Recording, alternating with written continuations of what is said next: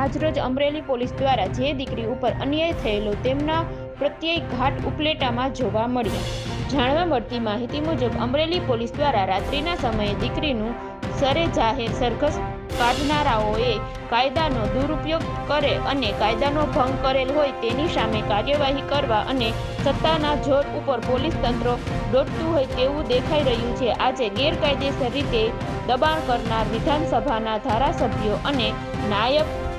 દંડક કૌશિક વેકરિયા અને ધારાસભ્ય પદેથી દૂર કરવા ઉપલેટા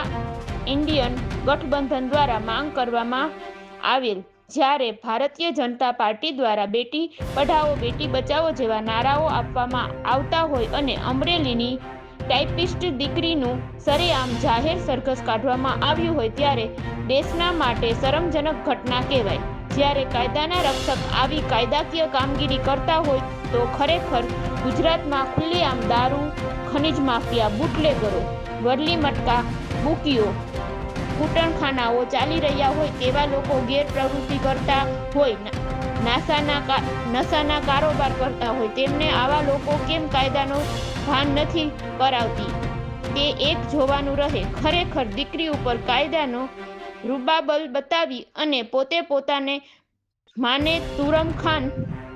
માનતા હોય તેવું સાબિત થઈ રહ્યું હોય, જેને લઈને આજરોજ ઉપલેટા મામલતદાર સાહેબને આવેદનપત્ર પાઠવવામાં આવેલ। Bureau chief Rizwan Juneja. કૃષ્ણકાંત ચોટાઈ, શહેર કોંગ્રેસ પ્રમુખ ઉપલેટા। ભારતીય જનતા પક્ષના કાર્યકરો અને આગેવાનોની અંદરો અંદરની લડાઈને કારણે ગઈકાલે અમરેલીમાં એક સામાન્ય કર્મચારી દીકરીની રાત્રે 12 વાગે ધરપકડ કરી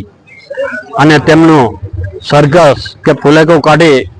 અને પોલીસે જે રીતે મહિલાઓ ઉપર અત્યાચાર કર્યા છે તેમની વિરોધમાં આજે અમે ઇન્ડિયા ગઠબંધનના આગેવાની નીચે ઉપલેટા મામલતદારને એક આવેદનપત્ર આપી અને પોલીસે જે આ દીકરી ઉપર અત્યાચાર કર્યો છે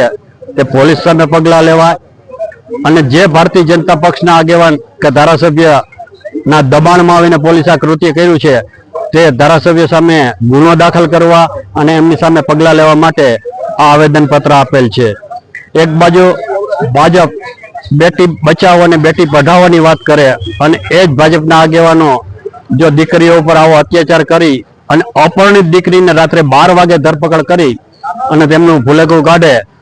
એ બિલકુલ સહન કરી શકાય એવી વાત નથી અને એમના વિરોધ કરવાના ભાગરૂપે આજે અમે ઇન્ડિયા ગઠબંધનની ટીમ દ્વારા ઉપલેટા મામલતદારને આવેદનપત્ર આપેલ છે।